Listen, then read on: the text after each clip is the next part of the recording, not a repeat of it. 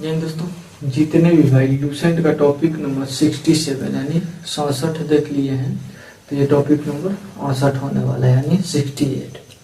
और आज का हम लोग का टॉपिक है भारत का स्वतंत्रता संघर्ष महत्वपूर्ण तथ्य। इससे संबंधित प्रश्न आज का रहने वाला है। कल का टॉपिक था 1857 से संबंधित, 1857 की क्रांति से संबंधित। वो लूसेंट का प्रश्न था।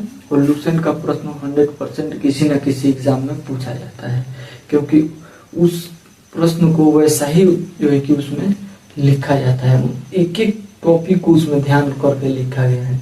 तो मैं सोचा कि एक एक टॉपिक का प्रश्न मैं लेकर आऊंगा। और आज हम लोगों का 68वां टॉपिक है।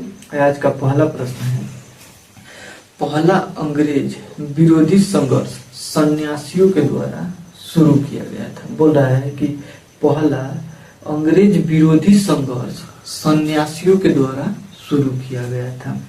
अगला प्रश्न है, सन्यासी विद्रोह का उल्लेख बंकिम चंद्र चटर्जी के उपन्यास आनंद मठ में लिखा गया है। बोल रहा है कि सन्यासी विद्रोह का उल्लेख बंकिम चंद्र चटर्जी के उपन्यास आनंद मठ में लिखा गया है। तो क्वेश्चन पूछता है कि आनंद मठ के लेखक कौन है, तो बंकिम चंद्र चटर्जी। ये किताब के नाम कितना बार पूछा गया है। अगला प्रश्न है, 1887 ईस्वी में दादा भाई नौरोजी ने इंग्लैंड में भारतीय सुधार समिति की स्थापना किया। बोल रहा है कि 1887 ईस्वी में दादा भाई नौरोजी ने इंग्लैंड में भारतीय सुधार समिति की स्थापना किया। अगला प्रश्न है, poverty and on British rule in India नामक पुस्तक के लेखक दादा भाई नौरोजी ने। बोल रहा है कि poverty and on British rule in India नामक पुस्तक के लेखक दादा भाई नौरोजी ने। अगला प्रश्न है, लॉर्ड कर्जन ने 20 जुलाई 1905 को बंगाल विभाजन घोषणा किया। बोल रहा है कि लॉर्ड कर्जन ने 20 जुलाई 1905 को बंगाल विभाजन घोषणा किया कि बंगाल का विभाजन हो जाएगा। अगला प्रश्न है, बंगाल विभाजन के विरोध में 7 अगस्त 1905 को कलकत्ता के टाउन हॉल में स्वदेशी आंदोलन का घोषणा किया गया। बोल रहा है कि बंगाल विभाजन के विरोध में 7 अगस्त 1905 को कलकत्ता के टाउन हॉल में स्वदेशी आंदोलन की घोषणा किया गया।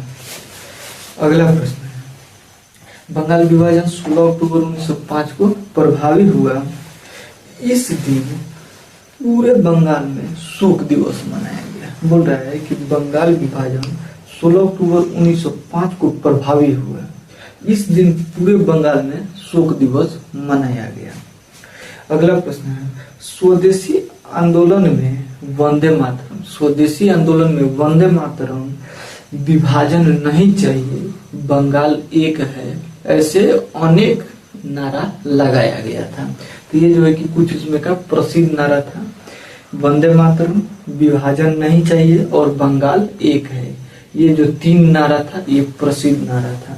अगला प्रश्न है, स्वदेशी आंदोलन का विचार सर्वप्रथम कृष्ण कुमार के मित्र के पत्र संजीवनी में 1905 में प्रस्तुत किया गया था।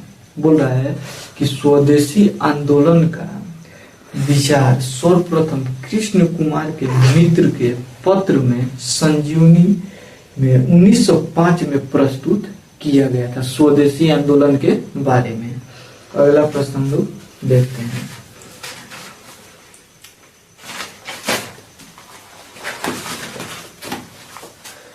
अगला प्रश्न है, 1906 में कोलकाता में हुए कांग्रेस अधिवेशन की अध्यक्षता करते हुए दादा भाई नौरोजी ने पहली बार स्वराज्य की मांग किया था। बोल रहा है कि 1906 में कोलकाता में हुए कांग्रेस के अधिवेशन की अध्यक्षता करते हुए दादा भाई नौरोजी ने पहली बार स्वराज्य की मांग किया था। स्वराज्य का मतलब होता है अपना सरकार बनाओ या स्वतंत्रता, यानी स्वतंत्र हो जाओ। तो ये स्वराज्य की मांग पहली बार दादा भाई नौरोजी ने 1906 में किए थे। अगला प्रश्न है, स्वदेशी आंदोलन चलाने के तरीके को लेकर कांग्रेस 1907 ईस्वी में सूरत अधिवेशन में उग्रवादी गरम दल एवं उदारवादी नरम दल नामक दो दलों में विभाजित हो गई। कांग्रेस बोला है कि स्वदेशी आंदोलन चलाने के तरीके को लेकर कांग्रेस 1907 ईस्वी में सूरत अधिवेशन में उग्रवादी गरम दल उदारवादी नरम दल नामक दो दलों में कांग्रेस विभाजित हो गई। इस सम्मेलन की अध्यक्षता रास बिहारी बोस ने किए थे। इस सम्मेलन की अध्यक्षता रास बिहारी बोस किए थे। अगला प्रश्न है, स्वदेशी आंदोलन के अवसर पर ही रविंद्रनाथ टैगोर ने अपना प्रसिद्ध गीत अमार सोनार बंगला लिखा था। बोल रहा है कि स्वदेशी आंदोलन के अवसर पर ही रविंद्रनाथ टैगोर ने अपना प्रसिद्ध गीत अमार सोनार बंगला लिखा था। वो बाद में यही गीत बांग्लादेश की राष्ट्रीय गीत हो गई। अमार सोनार बंगला बांग्लादेश की इस समय राष्ट्रीय गीत है। इस समय भी वहां पे अमार सोनार बंगला गाया जाता है।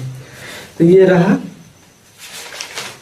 भारत का स्वतंत्रता संघर्ष महत्वपूर्ण तथ्य से संबंधित प्रश्न।